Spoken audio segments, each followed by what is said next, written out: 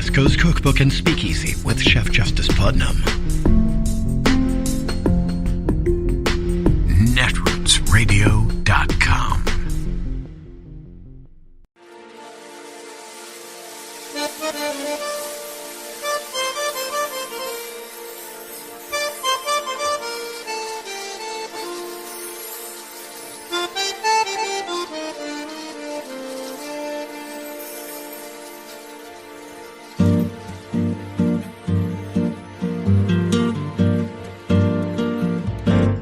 Je voudrais du soleil vert, des dentelles et des théières, des photos de bord de mer, dans mon jardin d'hiver.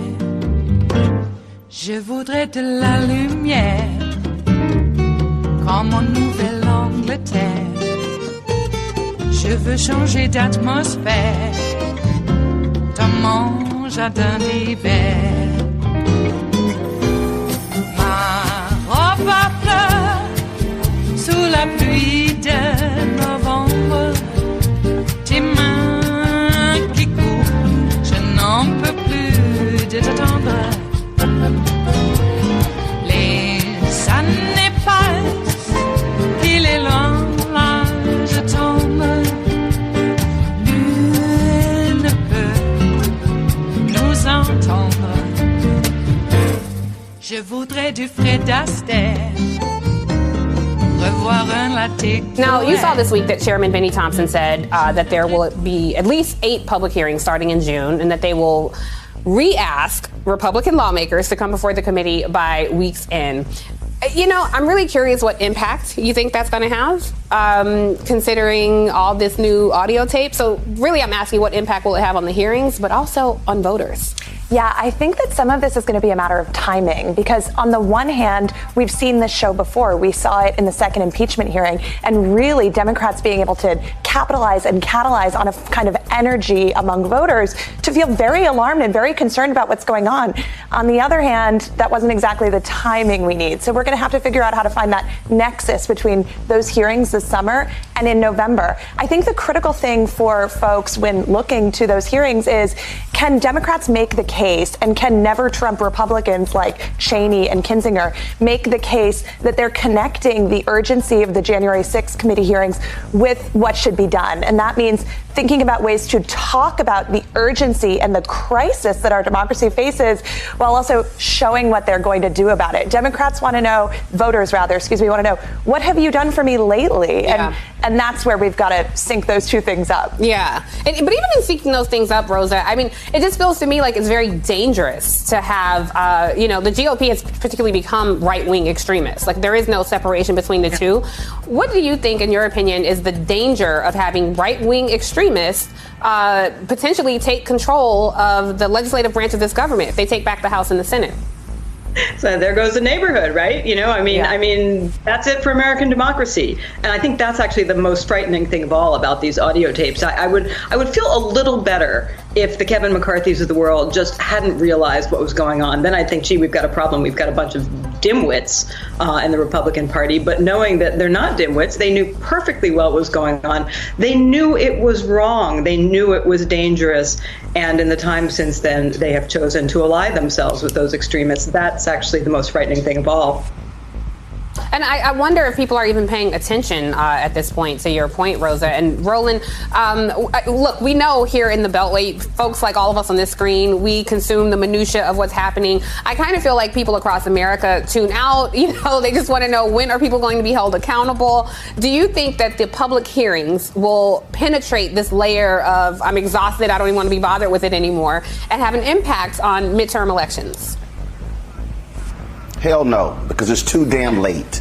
Democrats have been playing around. There's this great scene from the show Scandal where Joe Morton plays Papa Pope and Kerry Washington's Olivia Pope, and he literally says, you're skipping around in a field of bombs and mistaking them for daisies.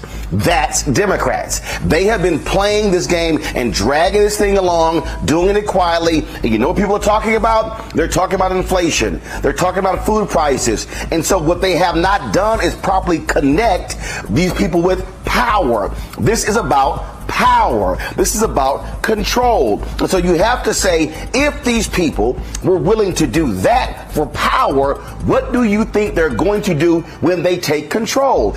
And so their messaging sucks, okay? They have not pushed it properly. It has not been top of mind. You have to connect the dots. They have been horrible at doing that. So fine, you're going to have hearings, but then how are you going to say, if you allow these people to get back in power, they're going to pass laws that will be a detriment to you? They have to be able to make that argument. It is not a question of just how you do it in a hearing. It's how do you do it every single day in every congressional district. And so I don't have hope that Democrats, frankly, know how to message because they simply have not proven they can. Roland, you have got to learn how to form an opinion. I think we're all very clear on how you feel. And I echo those concerns. But even, Roland, if they don't pay attention, even if Democrats' messaging is, not the best, as you say, there's still a responsibility on citizens, right? And so I want to play this clip of Rand Paul literally sounding like Vladimir Putin. Take a listen. You could also argue the countries they've attacked were part of Russia. Well, we're part of the Soviet Union. Yes, and I firmly disagree with that proposition. It is the fundamental right of these countries to decide their own future and their own destiny. And I'm not saying it's not, but I'm saying that the countries that have been attacked, Georgia and Ukraine, were part of the Soviet Union. And that does not give they Russia were part the of right the to attack Soviet them. Union since the 1920s. But that does not give Russia the right to attack them. Rosa, he was literally sounding like Vladimir Putin on that stand. So we've already talked about the danger of domestic politics should the GOP take back the House. But I'm curious your thoughts on the global stage, what message this will send to other world leaders that you have Republicans sounding like a dictator. Yeah, well, we've had Republicans sounding like dictators for a while now, of course, but if we have, I think that's been just more and more normalized in the last few years. I mean, when Trump sounded like Putin, at least for a little while, everybody said, "Oh my God, that's strange, that's disturbing." We've now reached a point when mainstream Republican leaders can sound like Putin and nobody even bats an eyelash because that's what we expect.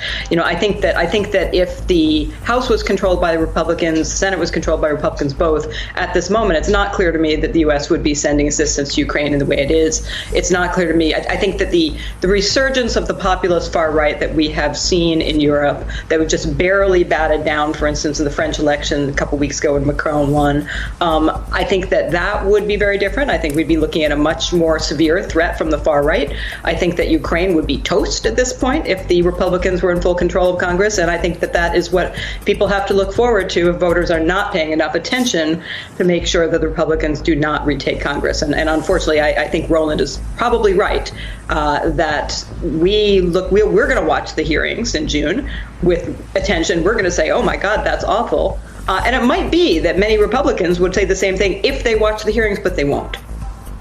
Yeah, that's the thing. I mean, you kind of have to wrap these things in like scripted series, Lucy, and like force feed the American people, because you have like Netflix and Peacock and all these streaming services begging for your attention. I just don't know if people will pay that level of attention to these hearings. But I am curious your thoughts as well, to have, a party you once belonged to now sounding like people who this country once considered an enemy. Well, the road to hell is paved in wishy-washy meh intentions, right? And so I think that we can look back, and you've made this point to me before, we can look back and see, well, they were always kind of sounding a little bit like that. But I think that the lesson for Democrats is keep your eyes on the prize. I mean, we look at some of the news coverage this week of people like Madison Cawthorn or Marjorie Taylor Greene. I am unfortunately sorry to say those people are still going to be in Congress next year, right? Those are in people who are in R plus gazillion districts when we look at the PVI of those districts. So we need to focus on the districts that we are not hearing about, right? The swing districts, the R plus 2 or 3, the D plus 2 or 3, where Democrats are really, really in trouble.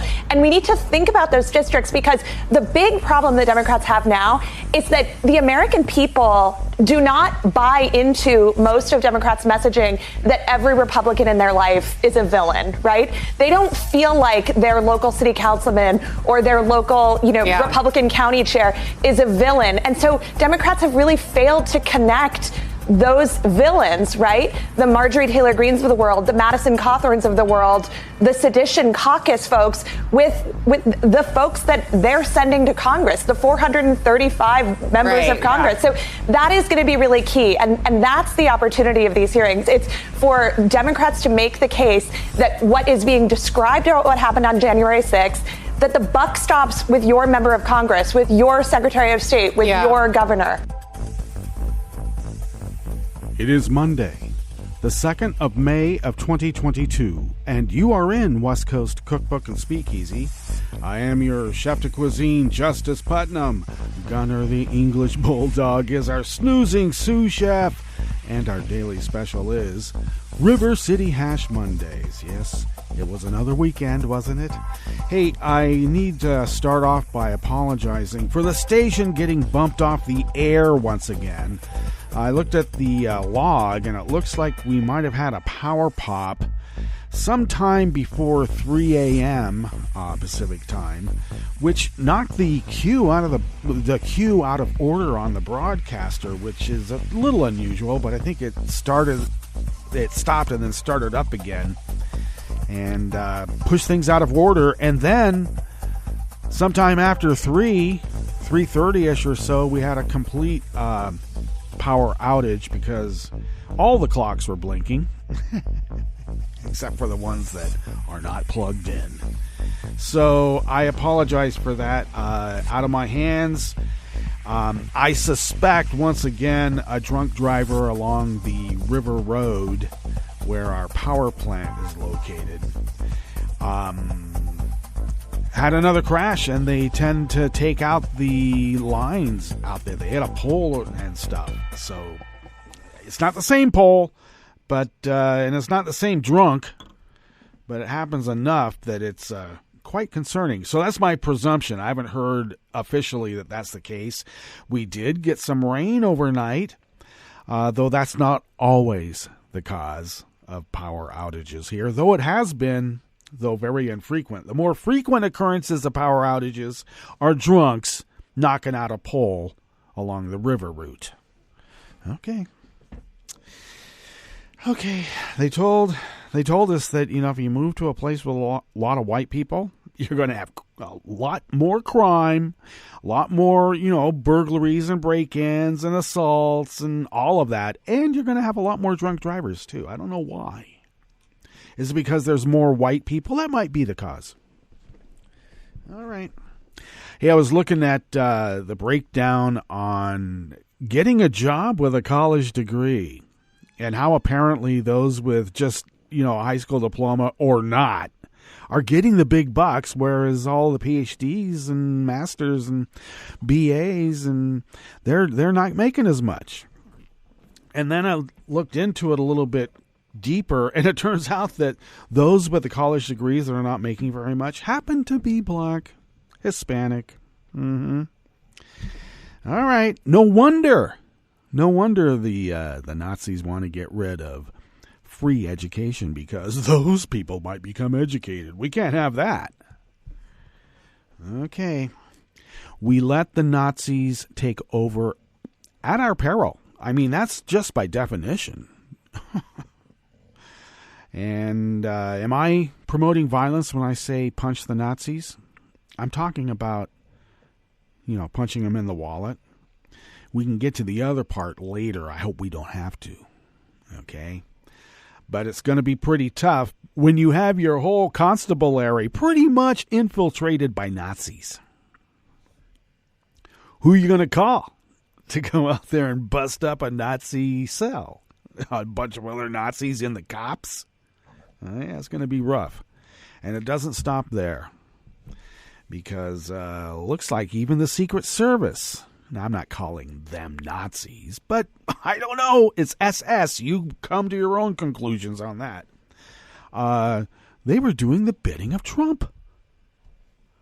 And then Trump hires a guy to run some part of his campaign. I would say the corruption runs deep, and it ain't coming from the Democrats, no matter what Elon Musk says.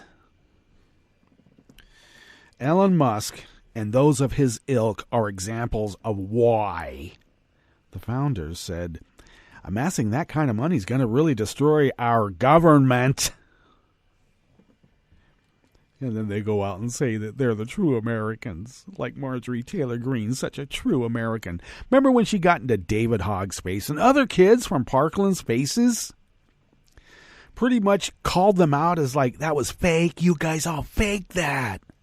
You know, coming off like Alex Jones in InfoWars. That wasn't a real thing. You're trying to take away our guns so we can take over the country. We need these guns to take over the country, you little commie. Crisis actor. I mean, she even filmed it. This was before she became unelected. And somehow, people in her district thought that that was a good thing and elected her. And we are not supposed to say anything bad about the people who elected the Nazis. Why? I want to know why. Because if I was poet, philosopher, king, I'd be taking these Nazis to the graveyards in Ukraine, the mass grave sites in Ukraine, and say, yeah, clean that up. Because I don't want them have to get to the point where we have to tell them to do it here. But it's getting damn close, isn't it? You got Donald Trump telling Esper, well, why don't we just shoot those Black Lives Matter people? I know his people, that were there will say, oh, well, that was just him joking. Was it? Him just joking? If there's anybody who's not a comedian, who doesn't joke, that's Donald J. Trump. He has the thinnest skin in the world and he has no humor. We've seen it. Oh, yeah, people at his hate rallies guffaw and lap it up. It's not because Donald Trump is funny, but it's funny thinking what they're going to do to us. I guess it's funny to them.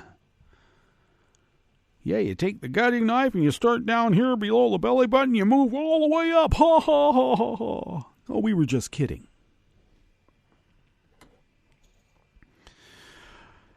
Looks like a judge determined that Salesforce data and emails and other types of communications that Trump sent to his followers have been under subpoena, and Salesforce said, no, we can't do that because that'd be violating Donald Trump's First Amendment rights.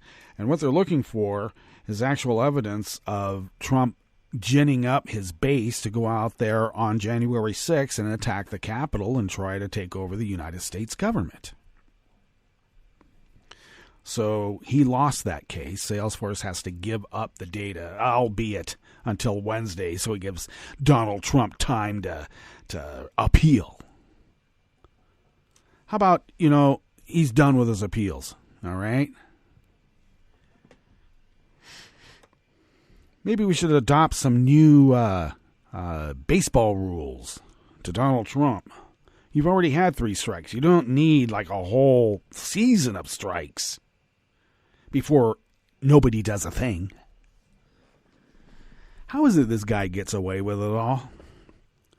Did Alvin Bragg really just decide I can't bring this fraud case? Or was he threatened? I'm not saying he was bought off. I'm saying he was threatened.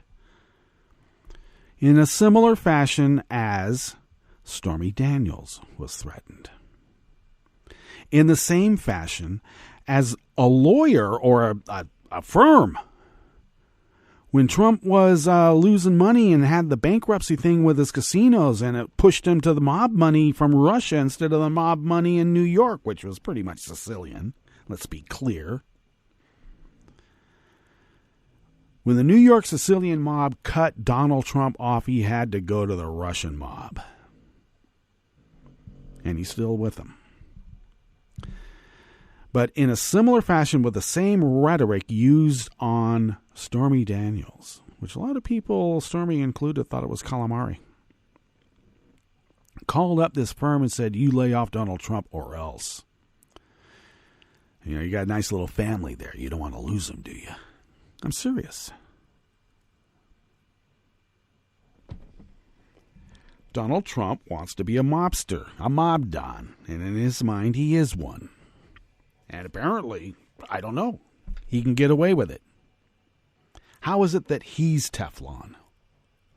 How is it that from the very beginning, I got to tell you, there was a group of us back in the day that wondered, it's already been exposed that Ivana's dad is KGB. Wouldn't it be funny, we used to say around the campfire, literally when we go on these big survival hikes, 110-mile loops up in the Clark Range in Yosemite, above Tulumni Meadows. Go to Lake Ostrander and beyond. We'd sit around the camp there and say, wouldn't it be funny if he was like a Russian asset, turned out to be a Russian agent? We'd just say, yeah, that'd be like the funniest thing, because it would just be like the Russians to get some sort of greedy capitalist who's full of ego and so narcissistic like that guy. I mean, but he has to put his name up on a building. That says something about, I don't know, a lack of confidence, do you think? So he's got to inflate it? Oh, look at my name on there. Oh, yeah. On the other hand, I have to say I always like seeing my name in a byline somewhere that I was part of. But that's something different. Anyway, it wasn't on an edifice for the world to see. So we used to laugh about that. How, it would just be like the Russians to, get the capitalists to sell them the rope that they're going to hang them with. Yep, and now here we are. The Russian thing's a hoax, and yet it was something questioned from the very beginning when he married Ivana during the height of the Cold War. A capitalist. Yeah, I know. Those Czech girls are cute and everything, but still. There's not enough, Czech-type girls here in America? Come on. Skiers, too. Really good ones. Nope, they didn't offer as much as what Ivana brought to the table, apparently. So was he groomed all this time? Or was he all ready for it from the very beginning and he really didn't need any grooming? And now here we are. Yep. Okay. 60 Minutes had a little thing about the birds are not real. It's supposed to be a parody, but apparently people actually believe it, and anybody who's involved in making it a parody is going to have their lives threatened by people who really believe birds are real. The government poisoned them all and replaced them with drone birds. Guy made it up to show how stupid people are to glom on to these conspiracies, and now it's this flying spaghetti monster. Don't get flying spaghetti monster aficionados pissed off. Jeez, they're really... It's supposed to be a joke. And now they're... I don't know. They're getting a little concerning too. All right. Keep your noodling appendage to yourself, okay? Separation of angel hair and penne. Okay. Enough of that. We do have a curated show for you today here in West Coast Cookbook and Speakeasy. So why don't we get into it? Yes, we should. Starting off at the top, yeah. The GOP messed around. Now they are finding out. But do they care? On the rest of the menu, black doctors say they face discrimination based on race. Hundreds of U.S. urban areas will become rural under new census criteria. And the Connecticut Senate approved a bill that protects abortion providers. After the break, we move to the chef's table, where despite a last-minute debt payment, investors brace for Russia to default.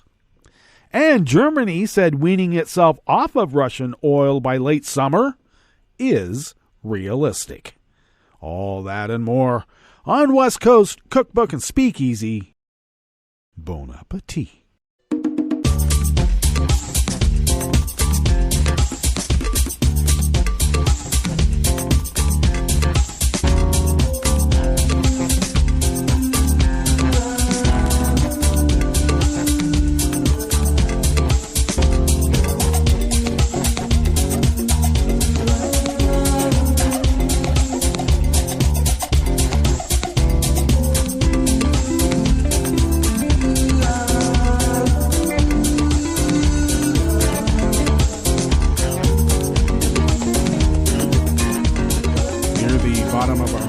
at netrootsradio.com. To the right of the page is the chat room link, and the chat room is monitored by Kelly Lincoln. Stay tuned for Netroots Nation out of Pittsburgh this year. Kelly will be at Netroots Nation, representing Netroots Radio once again, though Netroots Nation is coming out of a 2-year hiatus of in-person meeting because of you-know-what. And, of course, Kelly will be taking care. It's not over, folks. So continue wearing your mask, washing your hands, social distance, do all the things that you need to do. And I'm thinking that because it's a union convention hall, because that's the only places the Netroots Nation will go to, it'll be well ventilated. And that's also key. So thank you, Kelly, for everything that you do. If you out there in internet radio listening land would look across the page at our homepage at netrootsradio.com, near the bottom there, to the left from that chat room link, you will then notice the link to our Patreon page. And you know what's coming. Yes, the appeal for funds, because we need it. And I apologize for these intermittent snafus that occur here. I'm not asking for money for particular items, but maybe we should start doing that. There's been some idea about getting a generator. Solar panels, looked into that, though you're not completely severed from the power company, unfortunately, the way they have it set up here, because the Republicans control the counties. Unfortunately. But anyway, if you could afford an espresso-type coffee drink and send those funds to us once a month, we can accumulate those funds to not only pay our bills, but hopefully to save up for maybe a generator sometime in the future. We'll see about that. Anyway, if you could afford to do that once a month, it would really help. And thank you to those of you who have been doing so. And I can't tell you how much it helps. Every ding out of that ISP bill, which it just, oh my God. I never wanted to play that game where you go from one internet provider to another. You can't just stick with somebody, because we're bumping. Well, I know we've been with Charter for quite a while now, quite a while being 4 years or more.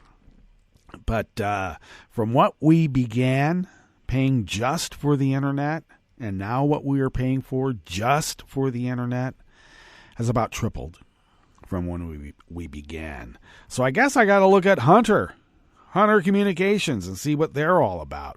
But I hate playing that game where you jump from one ISP to another. But gonna have to, because it's getting to be unwieldy. The cost of those bills never go down. So once again, thank you to those of you who have been generous in helping us defray the costs, ever increasing as they be. If you would like to follow Netroots Radio on Twitter, it's so simple. You just go to @Netroots Radio. How simple is that? Tom takes care of that platform, and thank you, Tom, and everything else that you do. Follow me on Twitter at Justice Putnam, because I post the show notes and links diary on Daily Co's about 10 minutes before showtime. And I really do try to get that link posted up before showtime to Daily Co's, but sometimes you get the pod and all the information's there too. But anyway, follow me on Twitter at Justice Putnam, because that's easy access to get those show notes and links, which is where the real reportage is, of course. Follow the show on Twitter at Cookbook West, and pick up podcasts, as I just mentioned, by way of Spreaker, Stitcher, TuneIn, iHeart, YouTube, iTunes, etc., etc., etc. And of course, now the deep archive of the whole of the Netroots Radio Library after so many years. Actually, a little bit of a misnomer there. We're still loading up shows that we produced from years past. It's quite an endeavor to do. But anyway, you can find the deep archive of the Netroots Radio Library at the Internet Archive at archive.org. Yeah. Okay, this first offering here in the Bistro Cafe, part of West Coast Cookbook and Speakeasy on this fine, rainy River City Hash Mondays, is out of the Associated Press by Kate Broomback. Dr. Dari Adewumi was thrilled when he was hired to lead the neurosurgery practice at an Atlanta area hospital near where he grew up, but he says he quickly faced racial discrimination that ultimately led to aspiring and has prevented him from getting permanent work elsewhere. His lawyers and other advocates say he is not alone, that black doctors across the country commonly experience discrimination, ranging from microaggressions to career-threatening disciplinary actions. Biases, conscious or not, can become magnified in the fiercely competitive hospital environment, they say, and the underrepresentation of black doctors can discourage them from speaking up. Too many of us are worried about retaliation. What happens when you say something, said Dr. Rachel Villanueva, president of the National Medical Association, which represents black doctors. We have scores of doctors that are sending us letters about these same discriminatory practices all the time and seeking our help as an association in fighting that. According to the Association of Medical Colleges, black doctors made up just 5% of active physicians in the U.S. in 2018, and that's the most recent data available. People who identify as black alone represent 12.4% of the total U.S. population. And that was according to the 2020 U.S. Census. From the 2021-2022 academic year, 8.1% of students enrolled in medical schools identified as black alone. The Medical School Association and the National Medical Association in 2020 announced initiatives to address the scarcity of black men in medicine. Okay, because they made up only 2.9% of those enrolled students in 2019 and 2020. The AMA, the country's largest, most influential doctors group, is also trying to attract black students to medicine, working with historically black colleges and universities and helping secure scholarships, President Dr. Gerald Harmon said. We are trying to put our money where our mouth is on this and our actions where our thoughts are, he said, acknowledging, among other things, a shortage of black physicians contributes to poorer health outcomes for black patients. Adewumi said some of his surgical decisions were questioned and he was placed on a performance review plan, steps he says were a pretext to push him out. He said he had a previously unblemished record and his white colleagues did not face similar scrutiny. I've worked hard, done so much to get to this level, and all I really wanted to do was help sick people, he said. And here I was having this taken away from me for no reason other than the color of my skin. William Hill, an attorney for Wellstar, where Adewumi works, said the case is sealed, so he's unable to speak about specifics. But he did say in an email, Wellstar does not discriminate. Dr. Adewumi has not been the subject of discrimination or unfair treatment. Patient care and safety are Wellstar's top priorities, but I guess because he's practicing in Atlanta, maybe there's some patients that don't like the idea of a black doctor treating them.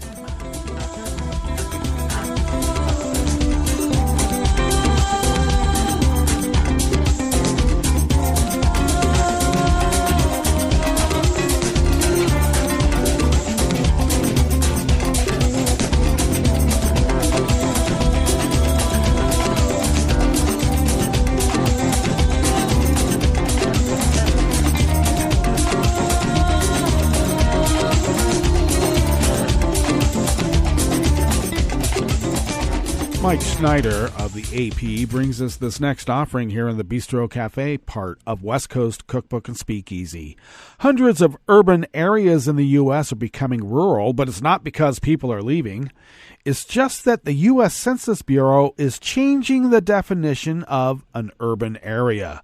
Under the new criteria, more than 1,300 small cities, towns, and villages designated urban a decade ago would be considered rural. That matters because urban and rural areas qualify for different types of federal funding. Some communities worry the change could affect health clinics in rural areas as well as transportation and education funding from federal programs, but leaders in other communities designated to lose their urban status say it won't make a difference. We are rural and we feel rural, and that's how we already identify, said Randy Rieg, city administrator of Moston, Wisconsin, a city of 4,300 residents, about 75 miles northwest of Madison. Groups like the American Hospital Association say the changes, which are the biggest being made to the definition in decades, could cause problems for people who need medical care in rural areas. And I got to tell you, it's not good now. Going with the new definition could limit the number of rural health clinics moving forward and have a negative impact on rural access to care, said Shannon Wu, Senior Associate Director of Policy at the Hospital Association. For starters, the Census Bureau is switching to housing units instead of people as the basis for calculating what would be an urban area. Bureau officials say the change will make it easier to update between once-a-decade headcounts of the U.S. They also contend that it's needed because a new privacy method introduces errors into 2020 census population numbers at small geographies. To protect people's identities, housing counts stay accurate under the method. A place had to have at least 2,500 people to be urban under the old criteria. That lasted for more than a century. Now, it will need at least 2,000 housing units, the equivalent of about 5,000 people.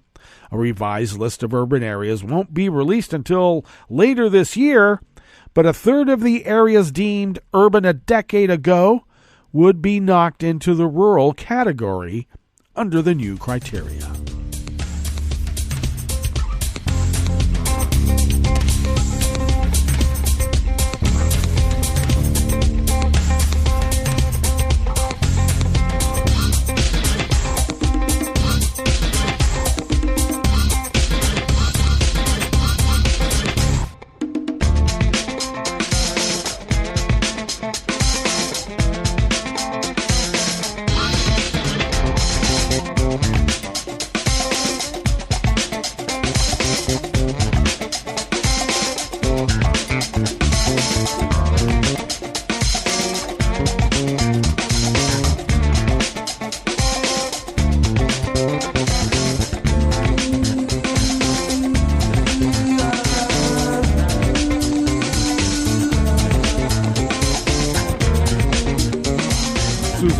Of the Associated Press brings us some good news here at the Bistro Cafe of West Coast Cookbook and Speakeasy, River City Hash Mondays.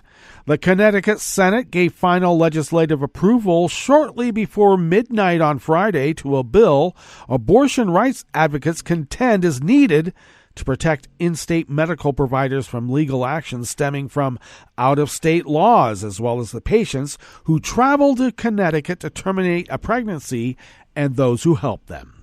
Senate President pro tempore Martin Looney of New Haven said lawmakers in Connecticut, a state with a long history of supporting abortion rights, need to pass the legislation in defense of our own values and our own legal system.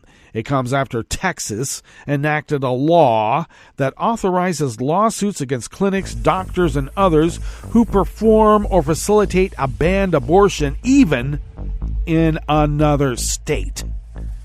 The bill, which already cleared the House of Representatives earlier this month, passed in the Senate by a 25-9 vote.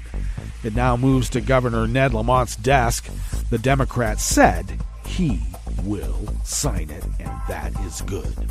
All right, let's get to our break, and when we get back from that break, we will go through weather from around the world, and we will finish up with the stories that we have curated for you today. You are listening to West Coast Cookbook and Speakeasy, and we will be right back. You are listening to netrootsradio.com. Please hang up and try again.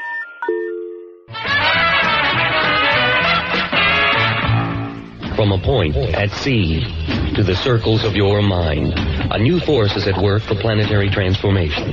New radio for a new Earth.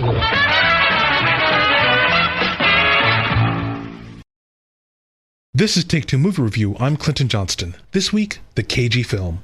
The Unbearable Weight of Massive Talent, directed by writer-producer-turned-director Tom Gormican, co-written by writer-producer Kevin Etten, co-starring Tiffany Haddish, Sharon Horgan, Alessandra Mastronardi, and Neil Patrick Harris, and starring Pedro Pascal and Nicolas Cage, is such a gutsy movie. Seriously, who makes this film? Who purchases it? Spoiler, Cage made it with his production company Saturn Films, and Lionsgate bought it. Why is this movie so gutsy? Because it threads such a fine needle. It's a parody of bro movies and action movies and Dad Needs to Win His Family Back movies, and at the same time, it is all of those movies. It never totally takes itself seriously, and at the same time, never totally makes fun of itself. It laughs at a lot of tropes, but still uses those tropes. So is it finding a new way to spin formula, or is it doing an elaborate lampshading rather than introducing something original? And Cage, what star makes a movie about being themselves, suffering a career that's winding down, and really needing a break? Especially when you're Nicolas Cage, and people have talked a lot of trash about you. He's past it, he sucks, he has to take any part that comes along because he's so much in debt. To let all of that come to the screen, is it an act of humility or an act of hubris? Because as much as we laugh at Cage, the movie ends up delivering him a love letter. I mean, if there aren't a bunch of homegrown Nick Cage film festivals after this flick, then I don't know what to say about the world. And as much as Cage embraces being scenery-chewing Nick Cage, still, at the end, he does something small and delicate that I didn't see coming that made me well up. The Unbearable Weight of Massive Talent plays a very canny, careful, meta-cinematic game that could easily go south, but didn't for me. By the way, my Nick Cage Film Festival? Valley Girl, Wild at Heart, Snake Eyes, Leaving Las Vegas as a backup, The Sorcerer's Apprentice, Con Air, and even though it's all daddy issues, National Treasure, because it is one. This has been Take Two Movie Review. I'm Clinton Johnston. Catch up with us at TakeTwoMovieReview.com and feed us back on our channel on YouTube.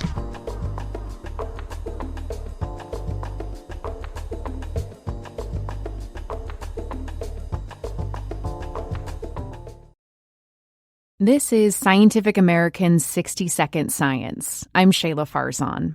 Climate change is affecting animals in a lot of different ways, but scientists have noticed a common trend across a variety of species. They're getting smaller, as in physically smaller in size. But why? And what could this mean?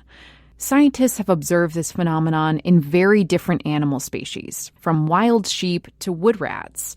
But it's especially well documented in North American songbirds. In 2019, researchers at the University of Michigan published a data set of more than 70,000 birds that died after hitting windows in Chicago.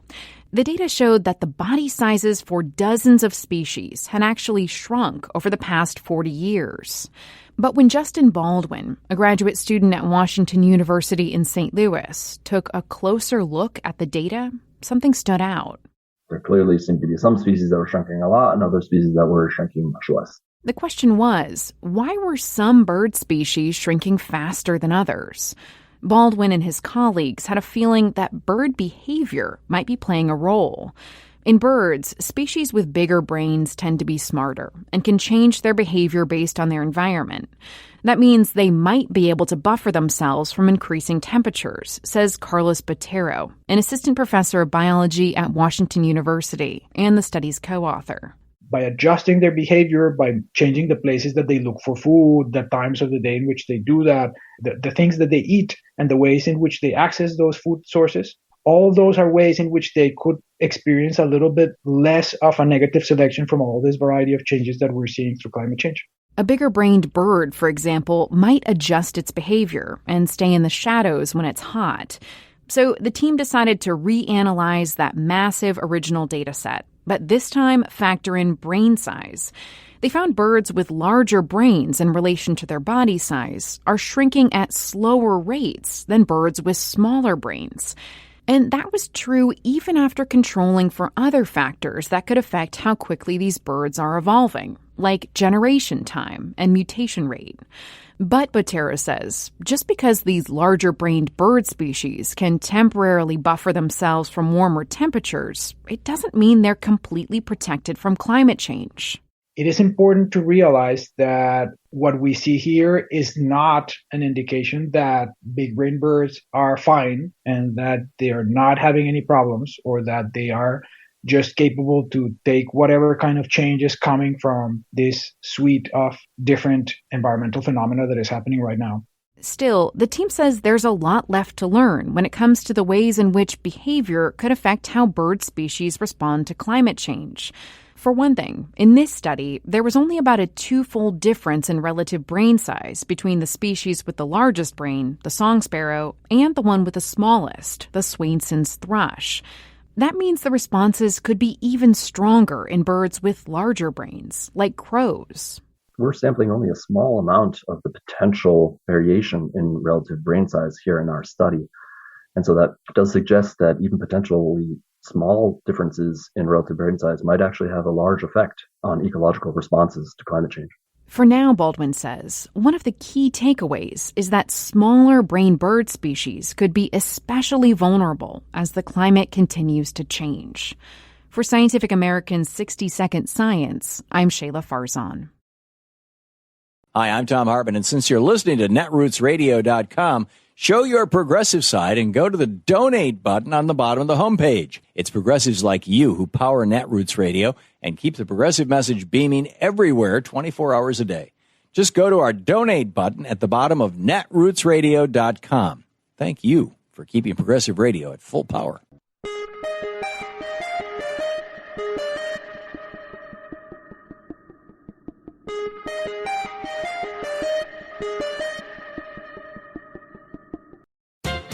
Today, CEOs of big corporations are playing the tricky inflation blame game.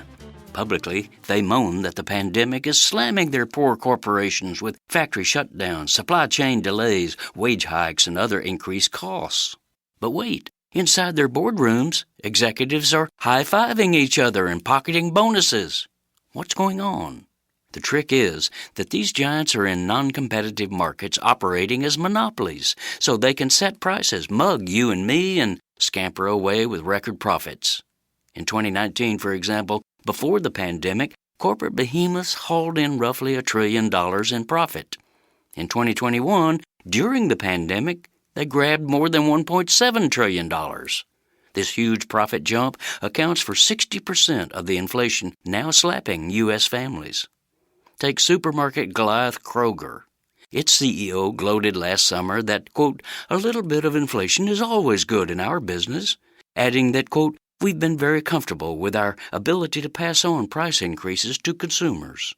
Comfortable indeed. Last year, Kroger used its monopoly pricing power to reap record profits. Then it spent $1.5 billion of those gains not to benefit consumers or workers, but to buy back its own stock. A scam that siphons profits to top executives and big shareholders. Or take fast food purveyor McDonald's. It bragged to its shareholders that despite the supply disruptions of the pandemic and higher costs for meat and labor, its top executives had used the chain's monopoly power in 2021 to up prices, thus increasing corporate profits by a stunning 59% over the previous year. And the game goes on. We're going to have the best growth we've ever had this year, said a Wall Street banking titan. This is Jim Hightower saying, hocus pocus, this is how the rich get richer. Welcome to 60 Second Civics. I'm Mark Gage. Today, we kick off a special series adapted from the We the People Open course, a free online course on the U.S. Constitution that you can find at learn.civiced.org. We're joined by Scott Casper, president of the American Antiquarian Society. What questions do the framers consider when designing the three branches of the national government? Delegates in Philadelphia had experience with different versions of what they would have called tyranny. So, for example, during the late colonial period, they thought about the tyranny of a monarch who had certain ways of corrupting Parliament. There were also concerns about what might be called legislative tyranny, because what a lot of states did shortly after independence was write new state constitutions, and they tried to avoid having executive tyranny, and they went often in quite the other direction. That is, they created state legislatures with considerable power and state executives that were very weak. So framers were concerned about both of these kinds of tyranny, and what they wanted to do to check this was to create a national government in which the responsibilities of the different branches balanced each other and checked each other. The other thing that they were concerned about was how much to centralize. That is, to what degree should this be a national or consolidated government, and to what degree should it be a federal government in which more of the powers were reserved to the states. That's all for today's podcast, 60 Second Civics, where civic education only takes a minute.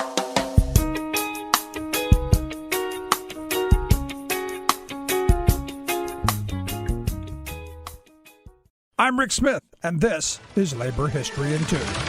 On this day in labor history, the year was 1968. That was the day the administration shut down the University of Paris at Nanterre. Student protests at the school had begun weeks before around the idea of a sexual revolution, or the right of young people to sleep together if they choose to without adult interference or moralizing. The student demonstrations grew into a protest against the French government and a cry for sweeping education and social reforms. A group of 150 students had briefly occupied the Nanterre administration offices in late March, issuing their demands. When the administration decided to close the campus rather than address the students' grievances, anger grew beyond the campus. 4 days later, 20,000 students at the Sorbonne campus, the flagship of the University of Paris, rallied in support of their fellow students.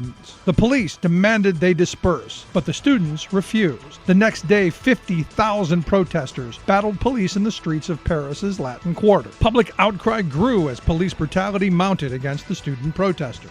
On May 13th, an estimated 1 million people marched through the streets of Paris. Workers in factories walked out on strike and occupied factories. The general strike spread until more than 20% of the entire population of France had walked off the job. Most of these strikes were spontaneous, wildcat actions, and not centrally coordinated. Millions protested in the streets. French President Charles de Gaulle realized his country stood on the brink of a full-blown revolution. So he declared that France would hold elections, giving the citizens the final say. This quelled the protest movement. Labor History in 2 brought to you by the Illinois Labor History Society and The Rick Smith Show. For more information, go to laborhistoryin2.com, like us on Facebook, and follow us on the Twitters at Labor History in 2.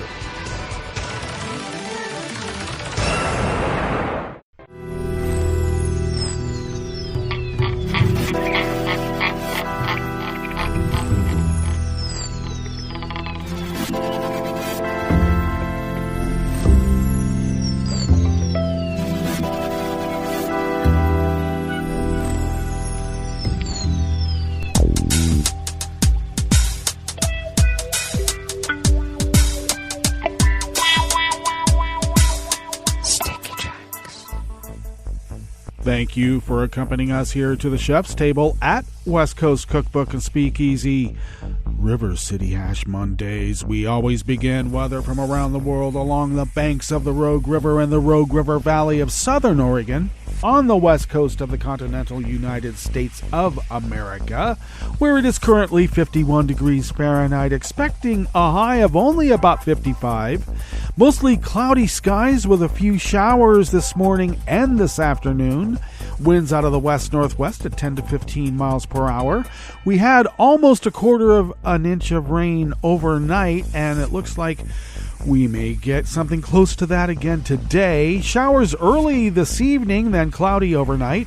Winds out of the west-northwest at 5 to 10 miles per hour, bringing with it about a tenth or more of an inch of rain. Mostly cloudy skies. Lows in the mid-40s, by the way.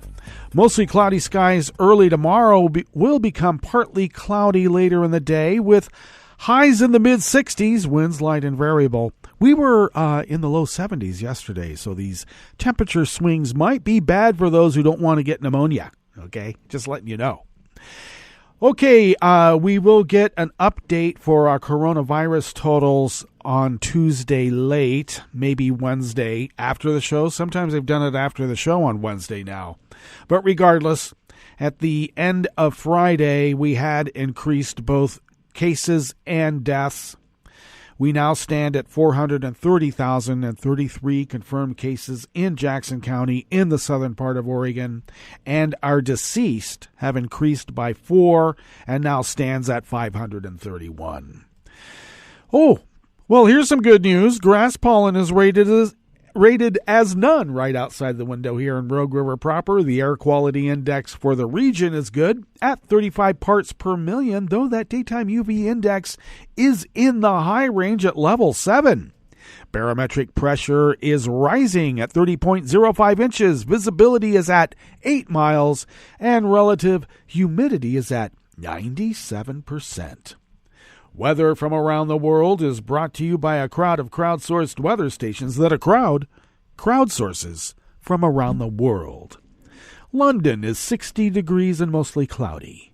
Paris is 65 and sunny. Rome is 72 and fair with a chance of an electrical storm that could impact the electrical grid. Kyiv is 66 and partly cloudy. Kabul is 62 degrees with rain. Hong Kong is 67 and partly cloudy. Tokyo is 54 and partly cloudy. Sydney, Australia is 63 and partly cloudy. San Francisco, California is 51 degrees and mostly cloudy. And New York is 55 degrees Fahrenheit and just merely cloudy. And that is weather from around the world, brought to you by a crowd of crowdsourced weather stations that a crowd crowdsources from around the world.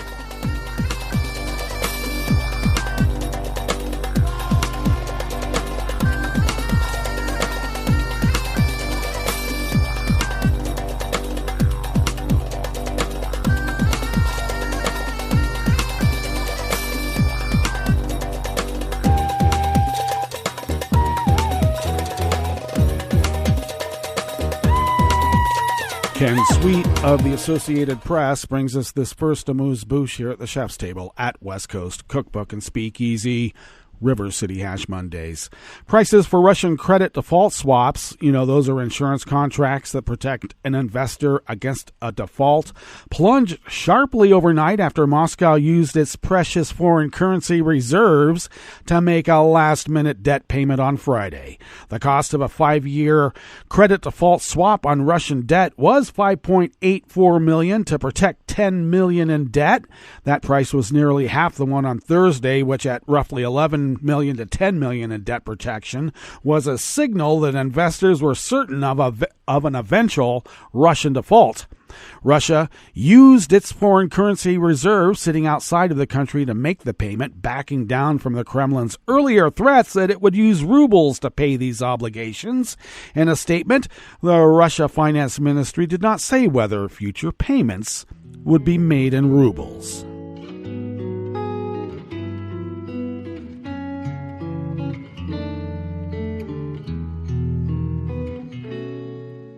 Je te donne ce mon amour pour la vie entière, la promesse de me trouver à tes genoux. Aussitôt que tu m'appelles, rester toujours fidèle, c'est tout, c'est tout. Je te donne tous mes printemps, mes étés de mer, mes automnes quand les feuilles tombent partout. Si ce n'est pas une bonne affaire, je te donne tous mes hivers. Associated Press staff bring us this final amuse-bouche here at the chef's table at West Coast Cookbook and Speakeasy.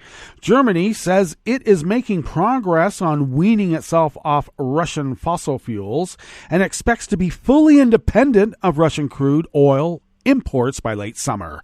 The announcement comes as the whole EU considers an embargo on Russian oil following a decision to ban Russian coal imports starting in August. The bloc pays Russia $850 million a day for oil and natural gas, and Germany is one of its top importers of Russian energy. Well, that brings us to the end of our broadcast period for the day, but you do know Netroots Radio broadcasts on, and we will meet up tomorrow for Tarrytown Chowder Tuesdays. So do stay tuned to Netroots Radio all day and all night for all the breaking news as it breaks, and we will meet up here tomorrow, right here in West Coast Cookbook and Speakeasy. Bon appetit.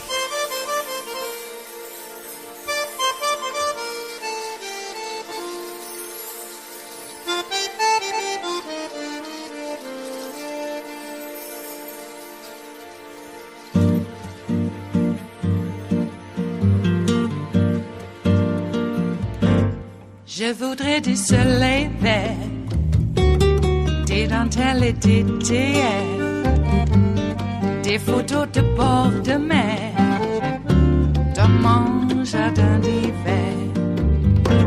Je voudrais de la lumière, comme en Nouvelle-Angleterre. Je veux changer d'atmosphère, dans mon jardin d'hiver. Ma fleur sous la pluie de novembre, tes mains qui courent, je n'en peux plus de t'attendre. Les années passent, qu'il est loin, là je tombe. Nul ne peut nous entendre. Je voudrais du Fred Astaire, revoir un latte Goël. Je voudrais toujours te plaire, dans mon jardin d'hiver. Je veux déjeuner par terre, comme au long de golfe clair, t'embrasser les yeux ouverts, dans mon jardin d'hiver.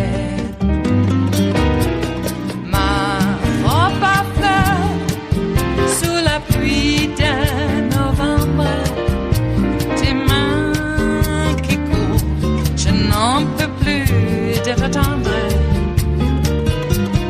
Les années passent, il est loin, là je tombe. Nul ne peut nous entendre.